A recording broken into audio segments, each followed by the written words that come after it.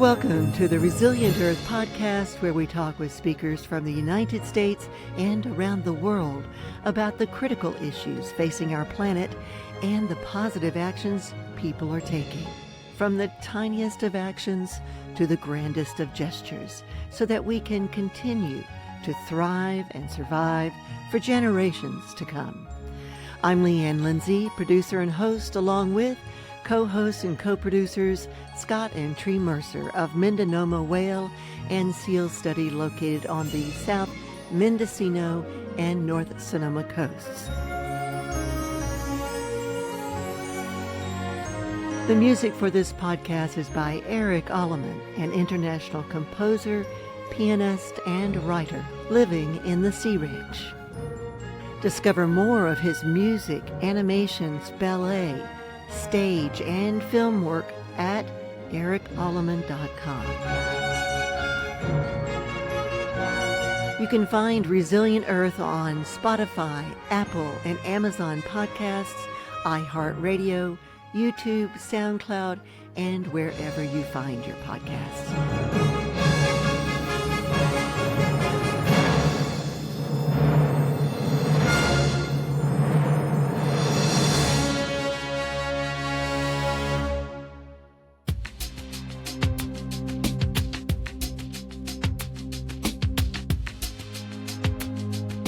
You may have heard about our guest today, Matt Panaitz of Long Way Home in Guatemala, through a PBS documentary about him and the school he built, the Hero School, in San Juan Comalapa, Guatemala. This PBS segment is hosted by none other than Law and Order's Sam Waterston. Here's a quick clip from that. Every year, more than 1.6 million people leave home to volunteer around the world. Why? What motivates them? What challenges do they confront? Is it even a good thing that people from one culture presume to bestow something on another? It's a puzzle in which the pieces are always changing shape, because that's what culture is, ever evolving. That means that adaptability, creativity, and a spirit of entrepreneurialism are critical to the process of linking cultures, sharing resources, and doing good. Here in San Juan Comalapa, nestled in a mountain valley 25 miles northwest of Guatemala City, an extraordinary endeavor is underway. We're in San Juan Comalapa, Chimaltenango, Guatemala, population of about 50,000 people. So in Comalapa, they have market on Tuesday, Friday, and Sunday. Here they sell carrots, potatoes, oranges, a little bit of everything, and most of this produce comes from the surrounding villages. There's an understanding that everybody depends on the earth to produce food, to also produce their income. But there isn't a really great answer for where to put all of the trash. There isn't a trash system. People can barely afford the education. They can barely afford basic sanitation services. It's just very difficult for anybody to worry about the trash problem, although it's very important to everybody. Long Way Home is a nonprofit that takes trash and transforms it into a thing of value. But that is just the beginning of the story.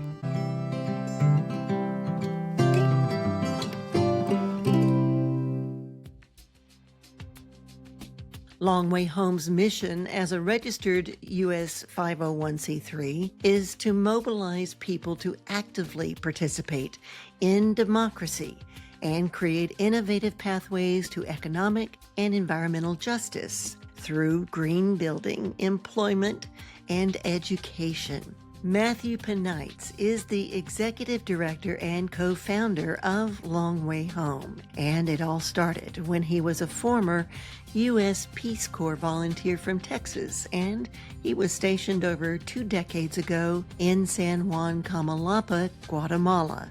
During his Peace Corps service, he worked with youth groups through a local community development organization. Panaitz's desire to continue helping this impoverished, predominantly Mayan community didn't end with his tour, though. He sold his car back in the USA, to raise funds to co-found the nonprofit Long Way Home. That was back in 2004 to help create better employment and education opportunities there. In 2008, their team of educators, builders, volunteers, and administrators established the Hero School to ensure multi-generational systemic change. Their mission is to empower communities through innovative, sustainable education, transforming waste into opportunity and building lasting foundations for growth. They work hand in hand with local communities to create educational infrastructure using recycled materials, particularly used tires that would otherwise pollute the environment. Their approach combines environmental stewardship with educational excellence, creating spaces where learning thrives and communities flourish. Every project they undertake is guided by the principle that education is a fundamental right and that sustainable practices can create lasting, positive change for both people and the planet. Teaching and learning at Hero School is contextually based, relevant to the local challenges associated with environmental degradation and climate change, and grounded in UN Sustainable Development Goals. The Hero School curriculum integrates traditional Guatemalan education, green building, and UNESCO standards for education for sustainable development, or ESD, and is accredited by the Guatemalan Ministry of Education. From 2008 to 2025, they have been transforming rubbish into the marvel that is the Hero School campus. During these 2 decades, they have transformed over 25,000 used tires and 100,000 plastic bottles filled with inorganic trash into the 20-building upcycled marvel that is the Hero School campus right there in Guatemala. To accomplish that feat, they united people from all over the world and open-sourced the entire process, which you can find on their website. This green building process is now the cornerstone of the education received by the 175 pre-K to 11th grade students who currently attend their school. Long Way's home vision is a world where every community has access to quality education built on principles of sustainability, innovation, and environmental stewardship. They see a future where the model pioneered in Guatemala spreads globally, creating a network of communities that prove waste can become wealth and education can break cycles of poverty while healing the planet. Today, we invited a guest co-host to join us, and that's Zach Cliver of Blue Green Future and Flukes Whale Tours International. He's conducted whale tours and explorations to Guatemala and is even married to a Guatemalan woman. Zach is a Maine-based marine scientist, naturalist, and educator who has led over 600,000 people on whale watching tours from Bar Harbor and around the world. He has been a prior guest of ours on this podcast, as well as on an annual conference we've hosted and produced, the Ocean Life Symposium. Now we'll get into our conversation with Matt, Executive Director of Long Way Home and creator of Hero School. And you're listening to Resilient Earth Radio and Podcast. I'm Leanne Lindsay, host and producer, along with my co-host, Tree Mercer from Mendonoma Whale and Seal Study. Good morning, Tree. Good morning, Leanne and Zach and Matt. Yes, and Zach Cliver is a guest host today from Blue Green Future. And hello to you, Zach, and welcome back. Great to be here. Nice to see you. And we're all talking today with Matt Panaitz, who is executive director of an organization in Guatemala called Long Way Home. I'm so glad you reached out to us, Matt, and welcome to the show. Well, thank you. It's great to be here, and thank you for the invitation. And you're welcome. So take it away, Matt. Sure. So I was in the Peace Corps from 2002 and 2003, and that introduced me to Guatemala. I don't think I'd ever even heard of Guatemala before I did the Peace Corps. And then I went there and I was in a small town in the middle of nowhere, and what I saw captured my heart. And I decided shortly thereafter to spend pretty much the rest of my life doing something about some of the not so pleasant parts of what I saw there. And that's where Long Way Home was born. And that has me here today, 23 years later. Well, Long Way Home is the name of the organization, and they take all kinds of trash and build, in fact, specifically, they've built classrooms focused on education, but there's other applications that they've done, and they've given such an example of how to do this process of recycling, reuse, which is so important for our environment, especially when there are many locations around our world where people feel that they just have no other option but to maybe throw it in the river or the ocean. And this is a way to channel all of that trash into something positive. That's exactly right. And that is what we have been focused on for most of the time that we've been there.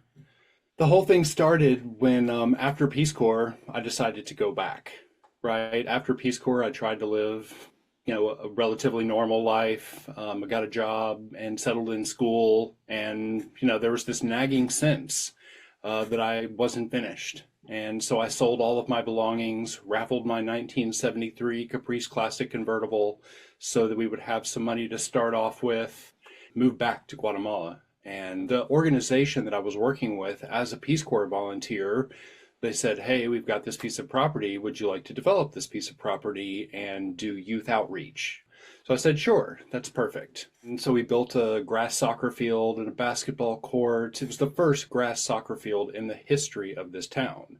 So because we built a grass soccer field and everybody loves soccer there, I got to know a lot of people because I also really enjoy playing soccer and was playing 7 days a week. And so you get to know everybody when you're doing that. And it was a real informal way to get to know everybody.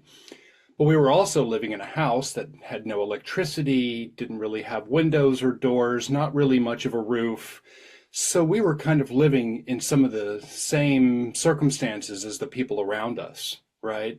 As we built the park and we got to know everybody and really got to understand what was going on around there, at one point we decided to start charging eco bricks to get into the park. And that was because we saw a different organization at Lake Atitlan who was using plastic bottles stuffed with trash. Because there's a trash problem and there really is no solution for it because there really is no budget. There's not budgets for schools and hospitals and some of the basics. So there's really not a budget to deal with the trash there. And so we saw this, we were like, oh, cool. Well, there's a bunch, we need to charge something to get into the park, like 25 cents, but a lot of the neighborhood kids couldn't afford that. So we said, hey, how about if you give us a trash bottle? Right, we call them eco bricks or trash bottles. And so we said, how about if you give us a trash bottle? Then we ended up with like 25,000 of them because we're the only, it was the first park in the history of that town and everybody was using it and all the schools were using it and the neighborhood kids. And so that opened the door to even the concept. Then at some point I asked the co-founder and I was like, we want to build a school to start dealing with what's going on in the town on a slightly larger scale because the park was great, right? It was well used, but it wasn't addressing some of the more urgent needs in that town. Like kids were carrying firewood on their head all day instead of going to school. They're carrying water. Their shelters were inadequate, not resilient. We were surrounded by extreme poverty. And so this co-founder friend of mine, who I was in the Peace Corps with him, he said, have you ever heard of building with trash? And I was like, not really. I mean, I've seen a retaining wall, I've seen a couple of privacy walls, but no, I'd never considered this. So we got Earthship Biotextures Volume 1 out and threw a couple of tires on the ground and decided to try it out. And we packed the first couple of tires with dirt, and then we packed a whole house worth of tires with dirt, and we saw that people loved it. It was resilient because there's earthquakes there as well. So we also saw that we were pulling the trash in from the neighborhood. The neighborhood kids were joining in on it. The schools were joining in. So the very first building that we did went really, really well. And we saw that we could build an entire school campus using the trash. And it's not only trash, there are conventional materials that we use to combine all this. But yeah, we saw that we could use the trash that was on the ground to build the entire school campus. Interesting that you brought up the Earthship Biotexture. They're located in Taos, New Mexico, and I just saw a documentary on them last month or so, but it is amazing the complex that this one fellow built. His name is Michael Reynolds, and he teaches down there now. They've got a course coming up in September, but so I want to ask Zach, what was your connection with the area down there? Yeah, my connection is through ecotourism. I hired a naturalist who was born in Guatemala and grew up in the States to come work at the Whale Watch Company for me, and trained him. And he had worked as a news reporter for Prensa Libre, the largest newspaper in Central America in Guatemala. And they had sent him out on an assignment to the West Coast to go whale watching and photograph the whales with the locals that were just starting whale watching there. And he was so amazed by it that he wanted to bring ecotourism to help improve the sustainability and the livelihoods of the people that were poor on the coast. And so he came to work for us. And I eventually went to Guatemala to see everything there.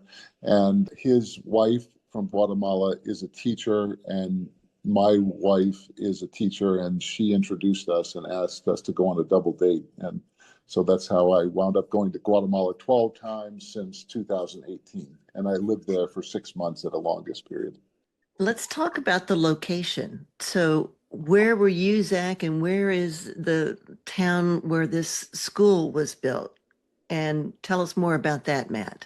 Sure. The location of Comalapa is, and Zach's probably pretty familiar with this, but if you leave Guatemala City and you head towards Lake Atitlan, about halfway you'll hit a town called Zaragoza, and then you go up into the mountains, and Comalapa is about 25 kilometers from Zaragoza at 7,000 feet in the mountains.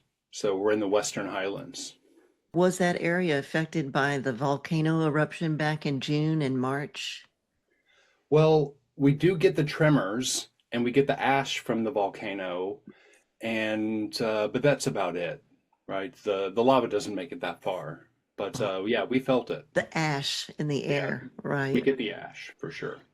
And speaking of whale watching, and that is the connection that Zach and Teresa or Tree Mercer have, because she and Scott Mercer did a lot of whale watching. Tree is a former teacher from Long Island. And tell them, Tree, how long you've known Zach.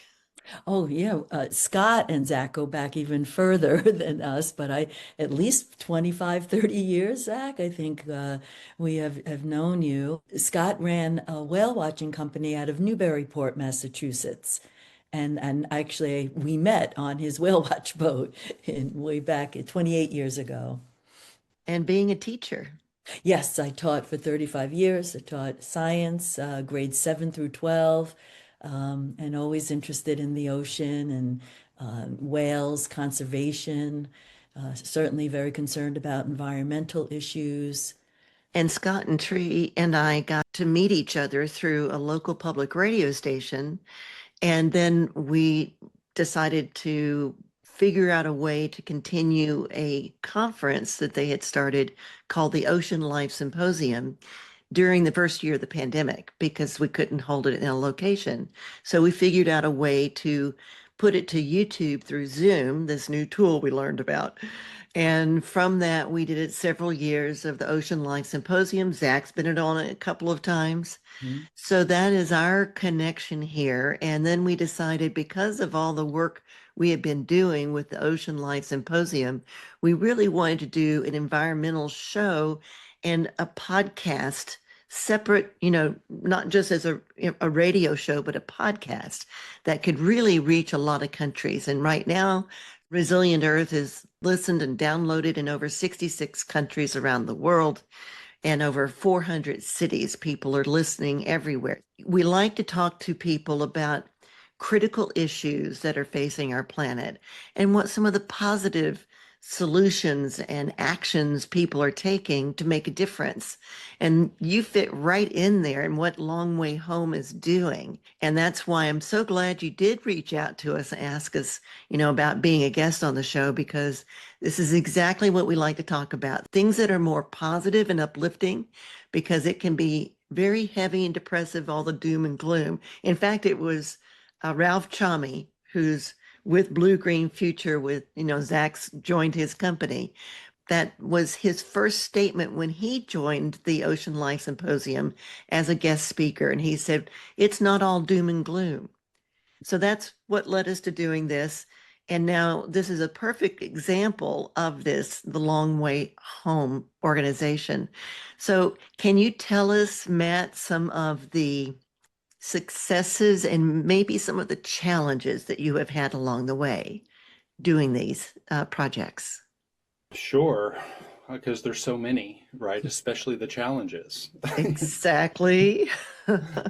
And so whenever you start building with tires, you don't know what you're doing because there's not a lot to work with. Although Earthship did invite us to Taos, and they did show us around, and they did give us some training and talk to us about how to better pack a tire, right? Because like when we started off, we were packing them too much and they were becoming unstable. So the very first building that we built out of tires, we're talking 500 packed tires. We had to tear the entire thing down because we had overpacked the tires, and it made it unstable as the tires went up. And so it made it kind of wiggly. So we had to tear all the tires down and pull all the dirt out of the tires, and then basically had to start over. Because what we saw at Earthship was that you don't have to pack them completely tight all the way. In fact, it works better if you leave a little bit of space so that they'll sit down like more comfortably on top of each other and kind of fit into the little nooks and crannies of each tire. So, Very that would be one challenge, right? Right. Of, not really knowing what you're doing, but continuing to try until you get it right. It was introducing something new to us, but it was also to this entire community. Because as we're going around the town and picking up everybody's tires, they were like, what are you doing? Why do you want these tires? We were like, well, we're going to build a school out of these tires. And they kind of laughed us off and thought it was kind of silly. But then slowly people came because it was it really is a public demonstration. Plus we were hiring locals to do all of the work, because when you go work in, a small rural town in Guatemala, like you rely on the locals to do everything because they know everything, right? They understand how everything works, who you talk to get anything done. And so we hired local builders who had traditionally worked with cinder block type of construction. And so they had to make the transition over, because it is quite a transition to go from something so steady and regular, such as a cinder block, and go, okay, well, now we're going to work with a whole lot of nuance and we're going to start building with tires. So, it was tricky, and we all had to learn from each other. And that is what really got us into the community. And this is kind of funny. So whenever we started, everybody gave us their tires. 15 years later, now there's a lot more people using them, and we have to buy the tires from people because they're actually pretty hard to find these days. That was one of Tree's questions, was where do you get the resources? Where are they located? Yes, exactly. Yeah, and you take a flatbed truck, and well, first of all, there's little shops called pinchazos, and they're kind of like little mom and pop tire shops. And they don't have like 1,000, but they'll have like 10 or 15 that they stack in front, and they're going to get thrown away, not terribly responsibly. So whenever we take our truck and we go by and pick them up, we're doing them a favor, right? So there's a collaboration happening there, and then they start saving them for us over time. And then when that isn't enough, because we use 35,000 tires to build our campus. And so whenever the 10 or 12 aren't enough, we would take our flatbed and drive it along the Inter-American Highway. So for, $50 or $60 worth of gas, you can pick up 500 tires, and 500 tires are the walls for most of our buildings. So dirt and tires, you're talking $50 or $60 to build the walls. Well, I'm really looking forward to seeing what's in this river because, we build a lot of stuff out of trash, and maybe this could be a source of new materials for us. Like, we've been building houses, latrines. We have a lot of things we can use here. And that was just a short clip from that same documentary with Sam Waterston as host, as Matt Panaitz and another worker were driving along in that flatbed truck looking for trash, which they found volumes of in this one crevice going down to the river. Now back to our conversation. And how do you get your funding, and what kind of volunteers have you had over the years? We've had pretty much every imaginable person, right? There have been 6-year-olds who have come with their families, because families will come and, stay with us for 2 weeks. Sometimes people stay with us for 2 weeks, and sometimes they've stayed with us for 7 years, right? They're university students. They're people that are curious about alternative living techniques and sustainability techniques, and especially like green builders. There's a lot of green builders around the world, but there's also engineers, architects, school teachers, gardeners, students, like every person you could pretty much imagine from all over the world have been our volunteers.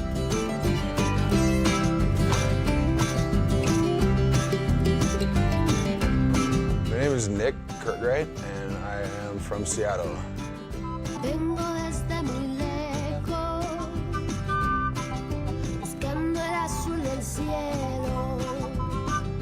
I was born in Missouri, in the Midwest of the United States, and I went through elementary school there, and then I was moved to Las Vegas, Nevada, where I went to junior high and half a high school.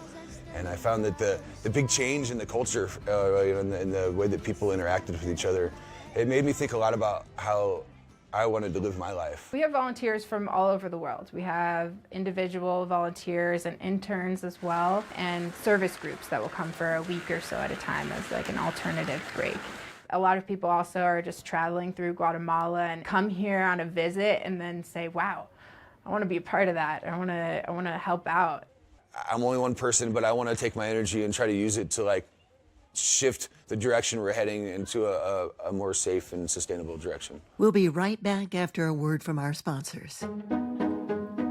Small fish off the coast of West Africa are being scooped up in large numbers and ground into fish meal. That's then sent all over the planet to feed other fish, like the farmed salmon you get at your local grocery store. It's all part of a global supply chain that has some people crying foul. Here is a case where the communities lose their fish, their food security, and they don't see any dollars coming in. That's coming up on the latest season of The Catch. Listen wherever you get your podcasts.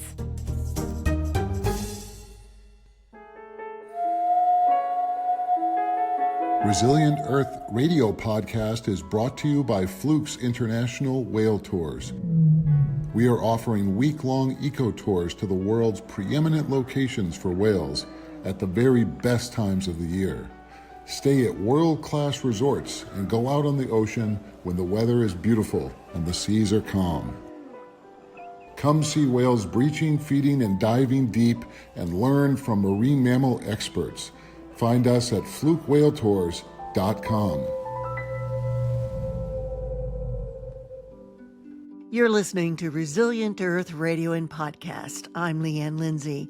host and producer at Seastorm Studios, along with Tree Mercer from Mindanao Whale in Seal Study, and a guest host today, Zach Cliver of Blue Green Future and Fluke Whale Tours International, who happens to have visited many times in Guatemala, where Long Way Home is located, and we're speaking with the founder and executive director, Matt Panaitz.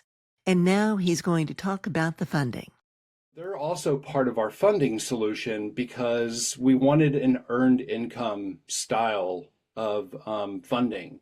And so what we did was we charged $85 a week for those volunteers to come and work with us. We use that money to buy the materials and to pay the labor and pay the teachers, and that's pretty much how we've paid for pretty much everything. Of course, we've won a few awards and gotten a few grants along the way, and we've really kind of pieced it all together.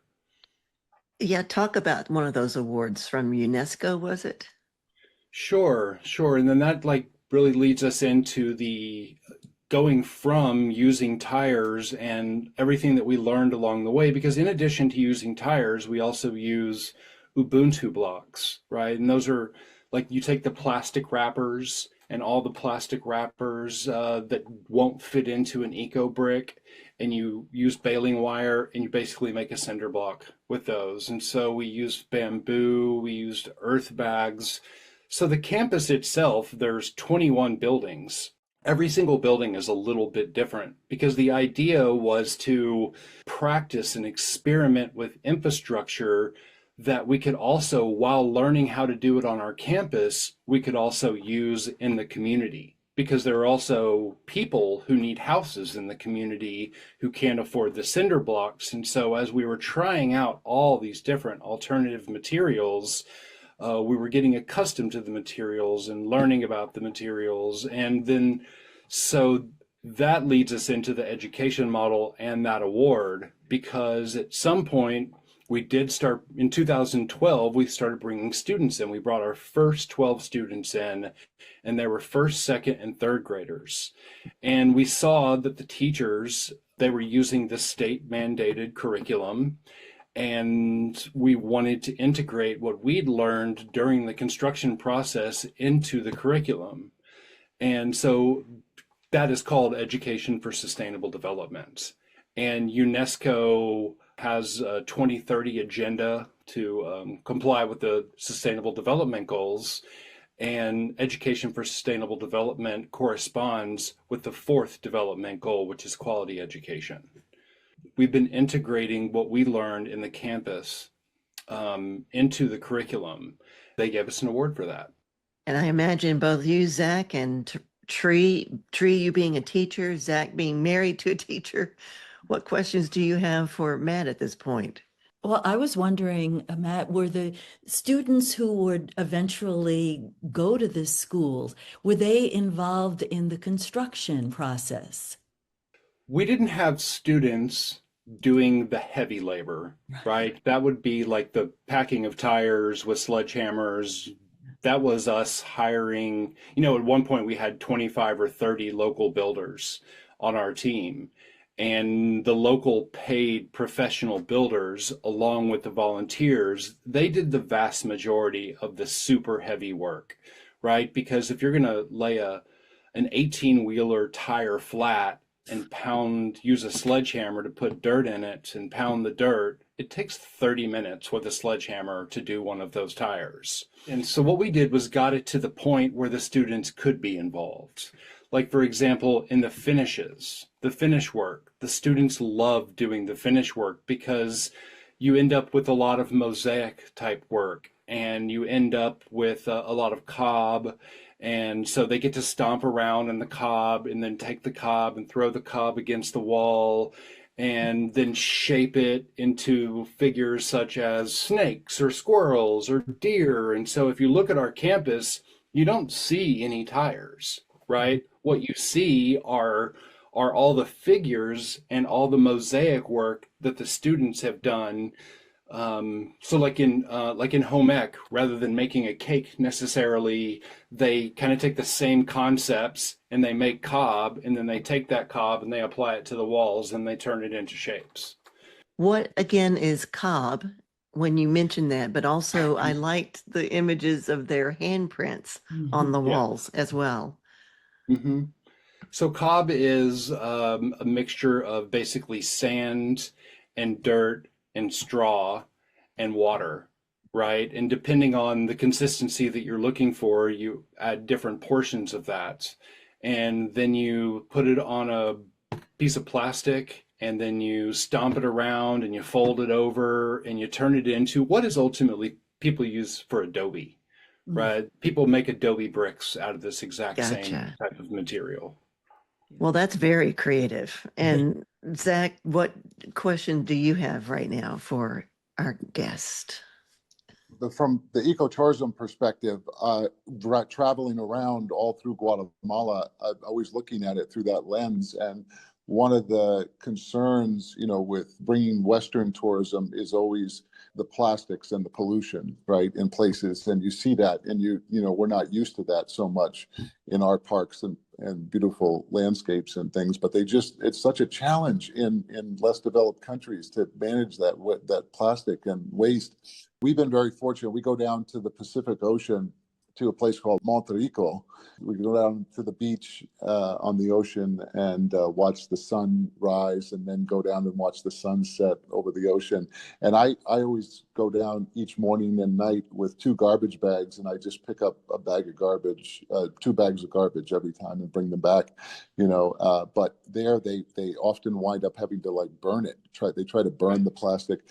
It's frustrating, to see all the plastic that's in these places that are poor. And I wondered, my understanding is there now have developed some processes by which you could take plastic and melt it down and then turn it into tiles or things that are useful, as you've described. Are you doing any of that? Well, we're not doing really any of the higher production, let's call it, right, where you could take tires and turn them into chips and use them for playgrounds, which now I'm hearing is maybe not such a great idea. There's also people using tires to make highways, but not really, because we don't have the production facilities to do something like that. It requires a slightly more industrial approach, and we're pretty manual with everything that we do. We use it as a source of inspiration because we're always looking for new ways to go about doing this. And people are constantly sending me new ideas, and I love reading about them. But we use our hands mostly and don't involve a lot of machines. I like the way that ecotourism and what Long Way Home is doing with education is pulling that trash out of the environment and doing something positive with it. If it's going to be used in one way or the other, that's not harmful. So like you said, something about the playgrounds, you don't use the plastic in the playground. Is that what you were saying? Well, sometimes they'll turn the tires into little chips, and they'll use the chips like mulch or something like that. And I've seen people use pieces of tires as mulch. Now, have you noticed a real impact in the location where you are located there in Guatemala? What impact it has had on neighboring areas as well? I mean, yes and no. There is an impact in that our students, I would say whenever we started, nobody had the slightest idea what to do about any of it, right? There were no, the best ideas that anybody had were put trash cans in the Central Park, fill the trash cans up, and then throw them in the river. We tell our students, and especially the lower income students, because we charge a minimum of tuition, a couple of dollars a month. Even some of our students can't afford that. And so we say, hey, please bring an eco brick instead of tuition, right? And then so some of our students, instead of bringing 1, they'll bring 25, right? So there are some students that are cool, rallying their neighbors and talking to their different family members and going above and beyond and really taking advantage of the opportunity to keep their homes and keep their neighborhoods and keep the streets clean. Yeah, I mean, that has been a really amazing impact to see them once they have the opportunity and have an idea of what we could possibly do, because we're still using all of this rubbish, and we're building stoves and water tanks and homes and classrooms. And so that is our source of materials these days, is largely through the students. Do we wish that everybody in town would have picked it up immediately and it would eliminate all trash in all the rivers? Sure. That is what we wish would have happened, and that has not fully happened yet. You mentioned tree too, the impact on housing, because housing's always an issue. So it seems like this has had a positive impact, though, Matt, on housing availability in the area. Sure. There's a couple of other organizations that are more focused on housing and more focused on classrooms, like Hug It Forward. They're really good at taking eco bricks and building houses and classrooms. Because the plastic is really, tires are an issue, certainly, because they, don't really decompose and there isn't anywhere to put them. But plastic also being an issue, plastic goes really well into the plastic bottles. And yes, there are some organizations out there that are doing a great job building homes and classrooms using plastic trash. I want to go back to your classroom and the kids, what grade level that you deal with, and the curriculum, perhaps. I'd like to know a little bit about that. And that's one of our most exciting things to talk about, really, is we have 178 students, right? And they are pre-K through high school. As I mentioned before, whenever you start with a state mandated curriculum.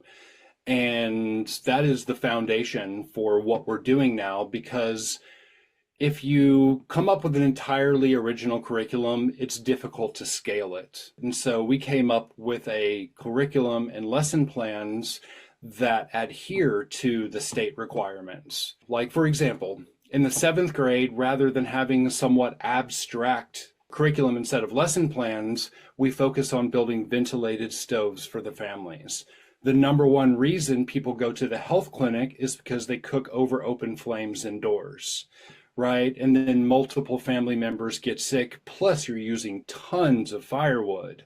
And firewood's expensive and not easily accessible. So our 7th graders, like in math class, now they use their math to work on the design of the stove and understanding the dimensions of the stove.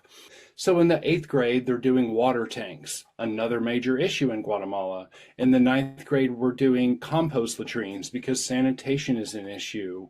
In the 10th grade, we do retaining walls, and in the 11th grade, we build a home, right? So the home is the combination of everything that they've learned from all of the courses. And so by the time they've finished, they have a thorough understanding of the issues in Guatemala and the solutions. And you can imagine what that does for a student's self-esteem, right? They are going into the community, because this is not only theoretical. We go into the community, we find the families that need our help the most. And if there is a single mother with 5 children who collects water and firewood all day, we build a stove, we build a floor, water tanks, compost latrine, retaining wall, and we completely change the family's life. And this isn't, people swooping in to fix. This is all done in a way that, we ask permission, we work with them, we talk to them, and it's primarily done by the students and teachers. Practical solutions for sustainable living in a place that needs these things, and they need these skills. These students graduate having all this talent, this ability to provide for their communities. It's really empowering these communities. Exactly. And a brief story would be, we went out to a small village, and over the course of a week, we built 57 stoves for it was a village in the middle of nowhere that, does not receive much support from the municipal governments. They're kind of on their own way out there. And we built water tanks and stoves. And the students mapped out the entire town. They went from house to house to see which family needs what. And then they went back to the classroom, they figured everything out, set a plan, and then we all went back. And everybody was so excited at the end of it that the people in the village were actually throwing rose petals at the feet of our students as they got back on the bus. Right? So there was not a dry eye anywhere. Everybody was excited. And then the students feel valued, right? They want to feel like valued members of the community. And, what does it better than really, showing your value and being honored by your community members? Definitely. What a shining example of a win-win situation where the students are winning, the community's benefiting, and having been in the classroom and taught in the traditional way, I always felt that what you just described, that's real education. That's a life-changing experience for those students. And it's setting the seeds, it's planting the seeds for them to continue sustainability, conservation, caring about the community. Wow, it's a 5-star program for sure. And you mentioned the compostable toilets. When I was looking at it online too, it's a system that doesn't use water. Exactly, because water is very difficult to come by. And it's kind of, after you've used one of those for a while, you're like, oh my God, we're flushing water down the toilet where there are communities who don't have water. And so this eliminates the need to use water. And it is sustainable, it is scalable, and it is doable, and it helps the environment by also taking out and reusing and putting that trash and plastic into work for the community instead of against it. Exactly. And there is no real ceiling for this either, because if you visit lwhomegreen.org, you can see we made profiles for every one of our projects. Yeah, there's no ceiling for this. As Tree was saying, like, the seed is planted. We get them started, and then I'm constantly hearing stories because we don't see everything that happens. There are students that are now doing this on their own. They're not telling anybody at school. There's like grapevine going, heard the other day that students were building a ventilated stove for their neighbor who was a single mom with multiple children who didn't have anything. And the students did it outside of the school, didn't mention it to anybody, raised the money on their own, figured out how to do it on their own. They're doing a great job. Where do the teachers come from? They're all local, right? So one of the major issues in Comalapa is employment. And so this is also part of our mission, is to create dependable employment. And so the teachers are mostly, between the ages of 20 and 30 years old who would otherwise find it very difficult to secure a job. And we currently have 25 teachers. Zach, was your wife a teacher there in Guatemala? Yes, she worked at a lot of different schools in the city, and she also had her own business working with students that needed personal help to improve, that were falling behind. She would work with them one-on-one quite a lot. Is there a way that other teachers in other locations throughout Guatemala could connect with each other and have resources, pooled resources? This is really the most exciting part of all of this, is that because we're writing these lesson plans, we're going to make these lesson plans available to the public school teachers at the public schools, right? And because they don't have their own lesson plans, but would like lesson plans, it would like resources and rubrics and everything that comes along with that, all the materials, they're going to use our lesson plans. And it won't be long before the public schools are using our pedagogy and we're all fighting poverty together. So what I'm picturing is several hundred people all at the same time going into our town, into those villages, doing the projects that I mentioned, and that within a couple of years, we're talking thousands and thousands of people lifted out of extreme poverty, and it being done through the public schools using the subject matter. And I do not think this is happening somewhere else. What an excellent ripple effect it is having across. What is your own education, Matt? What's your background? Sure. Well, I started off as a paramedic whenever I was in the Peace Corps. And while I was doing my paramedic work, I was also a builder. That combination led me to want to build the school. And then while I was building the school, while we were building the school, I went to Goddard College, and because we had to come up with an education model, we knew that the state model alone wasn't exactly going to be adequate for what we wanted to share and what we wanted to teach. And so I went and got an undergraduate degree in sustainability from Goddard. And then immediately after that, I was looking for education models and was introduced to John Dewey and Paulo Freire and all of those wonderful people. And that's where we came up with the concept of Hero School. And so I got a master's from Goddard College in education. And now I am working on integrating democracy into the middle school classes through the education department at Antioch University. I'm a doctoral student at this moment. And we named the school Hero School because we need heroes, right? There are a lot of people living in extreme poverty, and there are not a lot of schools that I'm familiar with that are doing this the way that we're doing it. So we're hoping that the students will take the heroic steps and the teachers to fix the extreme poverty that we're seeing in this town.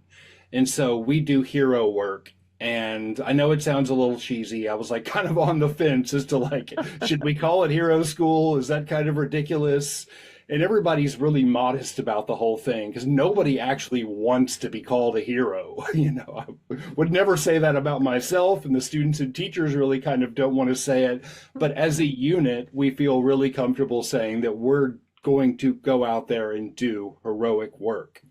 And that's what's really on the horizon, is we're going to give all the public school teachers our lesson plans, and then we're going to start doing this on a much larger scale. And then through my doctoral work, what I'm doing is figuring out how to democratize this entire process.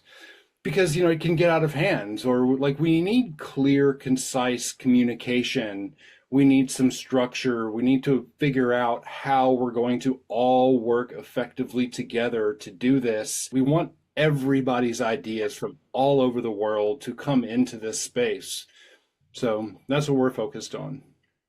I was thinking too, with our two co-hosts here, that with the background that they've got in the ocean and education and helping our environment around the world, I would like to see how the education on the ocean could be uplifted, like the one young student we talked with from Minnesota. Ian. Last year. Absolutely. Ian for Ocean. You should look that up too, Matt. Did you ever hear of him, Matt? He's wonderful, and they write lesson plans. They want to spread across the country. And actually, he asked us the last time he spoke with us, he wants to send these to countries like Guatemala. May I put him in contact with you? Please do. Everybody's welcome. Great. We're wanting to stand on the shoulders of giants. Oh, that is great. And Zach, I mean, with your background, Zach is multi-talented in so many places. What are your thoughts? Oh, yeah, I would love to go visit the school. And my best friend in Guatemala is an architect. And I think we could bring a big group to come visit and see your work. And I'd love to support it. We just did a program with a group in Colombia on the Pacific coast that have an annual whale festival. And they have a poor community that are looking for ways to improve education and build up their community and sustainability and take care of the resources that they have. They have this incredible annual migration where the whales and sea turtles and everything come there. So I could see a lot of coordination with that program. with the work that you're doing. I think they'd be so impressed by what you're doing. And I wanted to tell you, Matt, my mom was a college student in the 1960s and heard JFK's speech about starting the Peace Corps, and she signed up that day, and she went to Kenya, and I'm a Peace Corps baby. So I really celebrate what you're doing. I'm so inspired and grateful. Well, it is an honor. I didn't know that side of you, Zach. There's always some new facet. But I could see too that maybe there's a way to get the students involved in showing them what you do with ecotourism. That could be something else that could be explored. The way I think about this is that we've done 22 years of research, right? This entire process needs to be shared. And so everything that we've done in Comalapa, we want to share with people. We want the people on the coast who have no idea what to do with their trash. We want to let them know this is what you can do. You can build schools, you can build the infrastructure that the family needs using this trash.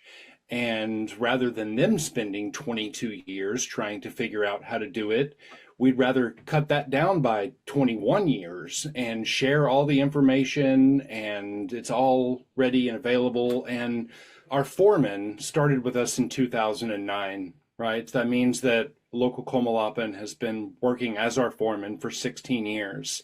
He's also traveled to Colombia, to Venezuela, and he also went to South Africa. This guy's traveled, and he likes to travel, and he's willing to travel the country and show people how to do this, and couldn't be a more pleasant fellow. So, where can people go to find this information, Matt?